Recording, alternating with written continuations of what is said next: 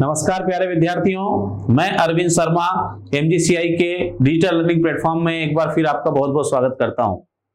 प्यारे विद्यार्थियों, आज मैं ये जो वीडियो है बीएचयू सीयूईटी 2022-23 की जो ऑनलाइन काउंसलिंग स्टार्ट हो रही है उसके संबंध में लेकर आया हूं। वीडियो के साथ अंत तक जुड़े रहें ताकि आपको काउंसलिंग किस तरह से करानी है इससे संबंधित आपके सारे प्रश्नों के उत्तर मिल सके। दोस्तों, ये जो काउंसलिंग स्टार्ट हो रही है इसके बारे में बात करें तो इसकी प्रोसेस जो आप देखेंगे बनारस हिंदू यूनिवर्सिटी में एडमिशन के लिए जो बात चल रही है, सबसे पहले मैं उसकी यहां पर बात कर रहा हूं। अगर हम उसकी बात करते हैं उसके हिसाब से अगर देखा जाए तो सबसे पहले बीएचयू यूईटी रजिस्ट्रेशन प्रोसेस 2022-23 ये किस तरह से होगी इसके बारे में बात करना चाहते हैं। तो यहां पर उन्होंने एक फ्लो चार्ट दिया है। सबसे पहले मैं आपको बताता हूं, fetch data from NTA for registration के लिए आपने एनटीए की जो वेबसाइट पर फॉर्म भरा था सीयूईटी का, वहां से डेटा लिया जाएगा। इसके बाद qualifying marks entry and upload documents, यहां पर आपको डॉक्यूमेंट्स अपलोड करने होंगे। इसके बाद फीस सबमिट करनी पड़ेगी, 200 और 100 रुपए है। कौन सी कैटेगरी के लिए क्या है अभी डिटेल में मैं आपको बताना जाऊंगा। इसके बाद use ID and password student dashboard, student dashboard के ऊपर आप जाकर अपना आईडी और पासवर्ड जो है उससे अपना पोर्टल बार बार देख पाएंगे। फिर course applied select drop down, मतलब कोर्स आपको सिलेक्ट करना है और उसके बाद ड्रॉप डाउन करना है। फिर software will display subject in which he she appeared, आपने कौन सा सब्जेक्ट से अपीयर हो रहे हैं वो आपको यहां पर डिटेल दी जाएगी। इसके बाद allow prefer entry if qualifying सब एग्जाम गिवन इन सीयूईटी, फिर आप लोग जो है प्रेफरेंस जो है कॉलेज का वो भरेंगे। फिर प्रोसेस रिपीट करेंगे कोर्स के लिए। इसके बाद आप आगे देखेंगे प्रीव्यू पेज रहेगा, कंफर्मेशन करना है, सबमिट करना है। Print page with all details and payment और आपने जो डिटेल सब भरी है उसका पेज आपको प्रिंट आउट लेना है। फिर क्या करना है, visit student portal check status, मतलब अगर आपका सिलेक्शन होगा तो आप उस पोर्टल पे जाकर चेक करेंगे कि क्या आप काउंसलिंग में आप सिलेक्ट हुए हैं, क्या आपको कैंपस मिला है। ये सारी जो डिटेल है ये उसकी प्रोसेस है। अब मैं आपको वन बाई वन इसको डिटेल में पूरा क्लियर करता हूं कि किस तरह से आप लोग ये प्रोसेस करेंगे। तो सबसे पहले हम बात करते हैं, हम जाते हैं काशी हिंदू विश्वविद्यालय बनारस हिंदू यूनिवर्सिटी के उसके पोर्टल के ऊपर जाकर हम देखेंगे तो बीएचयू स्नातक पाठ्यक्रमों में पंजीकरण 2022-23 के लिए हम प्रवेश की बात कर रहे हैं। तो किस तरह से करना है, तो सबसे पहली बात कि आपका जो नॉर्मलाइज स्कोर है जो एनटीए ने जारी किया है उस स्कोर के आधार पर आपकी ये ऑनलाइन प्रवेश प्रक्रिया होने वाली है।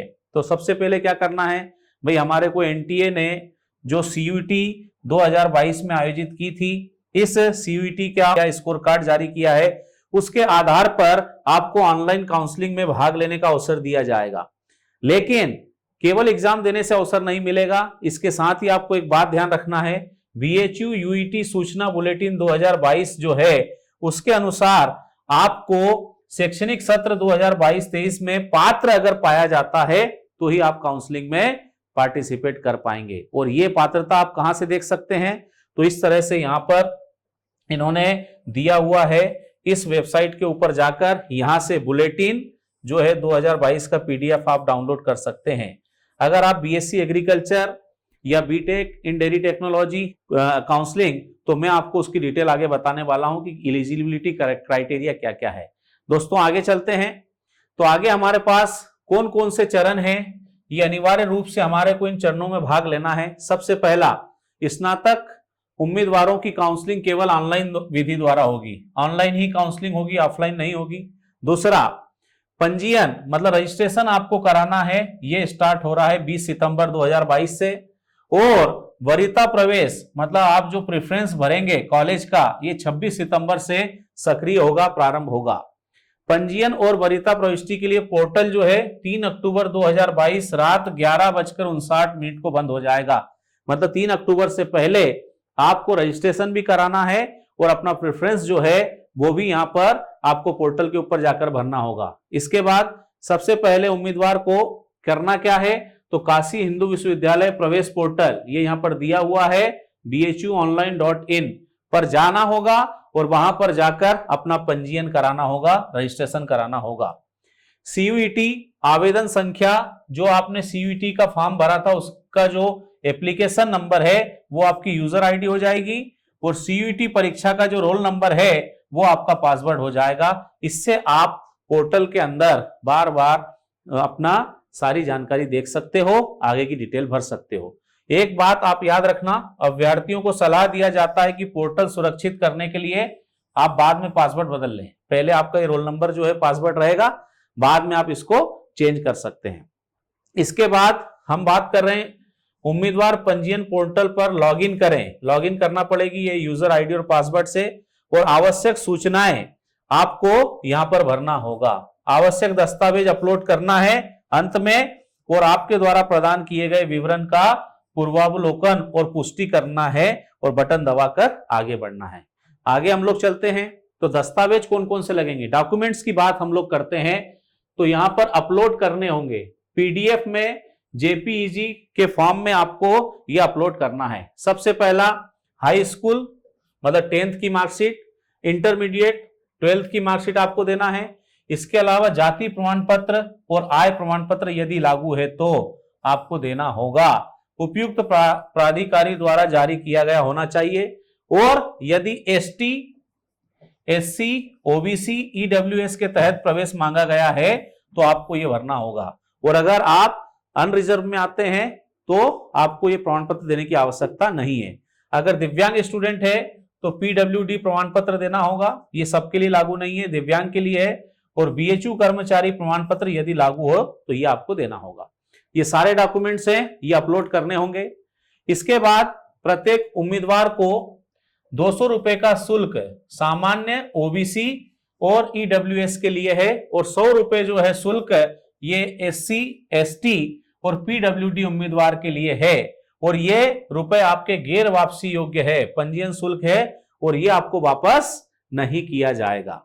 ठीक है, ये BHU के पोर्टल पर आपको पेमेंट करना है। पंजीकरण के पश्चात अभ्यर्थियों को bhuonline.in पर उपलब्ध स्टूडेंट काउंसलिंग पोर्टल 2022 पर लॉगिन करना होगा। पंजीयन प्रक्रिया के दौरान बनाए गए CUET आईडी, आवेदन संख्या और पासवर्ड का उपयोग करके आप इस पोर्टल को लॉगिन कर पाएंगे। दोस्तों, इसके बाद हम लोग लॉगिन करने के बाद क्या करेंगे, एक डैशबोर्ड दिखाई देगा जिस पर उम्मीदवार को अपने पाठ्यक्रम मतलब कौन सा सब्जेक्ट है इसका वरीयता क्रम भरना होगा। कैसे भरना है, क्रम क्या है, पाठ्यक्रम और स्थान का चयन। इसके बाद अपनी पसंद के क्रम में पाठ्यक्रम, विषय, वरीयता भरना है। अगर भाषा सहायक विषय जैसे किसी अन्य विवरण की अगर आवश्यकता हो तो उसकी जानकारी भी देना, नहीं तो आपने जो मेन सब्जेक्ट है उसका चुनाव आप करेंगे, और कहां पर वो सब्जेक्ट है जगह का चुनाव करेंगे। काउंसलिंग पोर्टल पंजीकृत उम्मीदवारों का डेटा NTA से प्राप्त करेगा। मतलब NTA CUET 2022 की परीक्षा में आपने जो जानकारी भरी थी वहीं से आपका डेटा लिया जाएगा। विषय वरीयता पेज तभी तक खुलेगा जब कोई UET सूचना बुलेटिन 2022-23 में उल्लेखित पात्रता मापदंड को पूरा करेगा। अगर आप एलिजिबल होंगे उस कोर्स के लिए, कैंपस के लिए, तो ही आपका पोर्टल खुलेगा, नहीं तो नहीं खुलने वाला है। और इसके लिए बुलेटिन 2022 का PDF आप देख सकते हो। इसके बाद यदि उम्मीदवार BHU संबद्ध कॉलेजों में प्रवेश लेने का इच्छुक है तो उसे एक अलग वरीयता क्रम भरना होगा। उम्मीदवार प्रत्येक पाठ्यक्रम के लिए समान प्रक्रिया को दोहराना होगा। अगर आप संबद्ध कॉलेज में एडमिशन लेना चाहते हैं तो उसका अलग से फॉर्म भरना होगा, और इसी पूरी प्रक्रिया को आपको फॉलो करना होगा। आगे बढ़ते हैं। सुनिश्चित करने के बाद कि सभी दस्तावेज अपलोड कर दिए गए हैं और वरीयता प्रविष्टि पृष्ठ ठीक से भरा हुआ है, अंतिम सबमिशन के लिए आगे बढ़ने से पहले पूर्वावलोकन पृष्ठ देखें। आप एक बार पूरा चेक कर लें। त्रुटि होने पर उम्मीदवार को डैशबोर्ड पर दिए गए विकल्पों द्वारा प्रक्रिया को फिर से करना होगा। अगर कोई गलती हो गई तो फिर से आप ये चीज को कर सकते हैं, लेकिन फाइनल करने से पहले एक बार जरूर देखें। इसके अलावा सूचना की सत्यता सुनिश्चित करना उम्मीदवार की जिम्मेदारी होगी। उम्मीदवार को ही ये सब चीज बताना होगा कि उसके द्वारा दी गई जानकारी बिल्कुल सही है। अगर अनुपयुक्त या असत्य या अपूर्ण जानकारी है तो आपको बिना सूचना के ही आपका प्रवेश रद्द कर दिया जाएगा। प्रथम चक्र का परिणाम 7-8 अक्टूबर 2022 के बीच घोषित किए जाएंगे। इसके बाद अगले राउंड जो हैं वो स्टार्ट होंगे। इसमें नियमित शुल्क सीट रिक्तता के अनुसार घोषित किए जाएंगे। इसके अतिरिक्त पेड सीट के परिणाम और स्पॉट एडमिशन राउंड के परिणाम घोषित होने के बाद प्रवेश प्रक्रिया संपन्न हो जाएगी। इसके अलावा नियमित राउंड में भाग लेने वाले सभी आवेदकों को पेड सीटों और स्पॉट एडमिशन केवल रिक्त स्थानों के लिए ऑफर खुला रहेगा। वो रिक्त स्थानों पर चाहे तो एडमिशन ले पाएंगे। आगे हम चलते हैं। तो ये बहुत इंपॉर्टेंट चीज है, आपको प्रतिदिन काउंसलिंग पोर्टल पर जाना होगा। यदि कोई पाठ्यक्रम आवंटित किया गया है तो प्रवेश प्रणाली में बने रहने के लिए निर्धारित समय के भीतर प्रवेश शुल्क जमा करें, अन्यथा आप पाठ्यक्रम में प्रवेश के लिए अपना मौका गंवा देंगे। आपको रोज अपना पोर्टल खोल के देखना है कि क्या आपको कोई कोर्स ऑफर हुआ है क्या। इसके बाद शुल्क जमा करने के बाद ही आपके पास पाठ्यक्रम आवंटन को फ्रीज या लॉक करने का, बाद में उच्च प्राथमिकताओं के लिए अपग्रेड करने का विकल्प होगा। फीस जमा करने के बाद ही आप अपनी सीट लॉक कर पाएंगे या अपग्रेड का ऑप्शन आपका ओपन होगा। प्रवेश प्रक्रिया के विवरण के लिए आपको देखना है, ये आप देख सकते हो bhuonline.in है ना। इसके बाद एडमिशन प्रोसेस, इस तरह से आप इसको पूरा देख सकते हैं। हेल्प डेस्क भी यहां पर दिया हुआ है, इस पर आप मेल कर सकते हैं अगर कोई समस्या है तो। ठीक है दोस्तों, इसके बाद हम देखते हैं अंडर ग्रेजुएट प्रवेश 2022 के संबंध में अधिसूचनाओं और अपडेट करने के लिए कौन कौन सी लिंक है। इन लिंक का उपयोग आप कर सकते हो। मैंने यहाँ सारी लिंक जो है ये लिखी हुई है, इनका आप इस्तेमाल करके आप सारी जानकारी और अपडेट कर सकते हैं।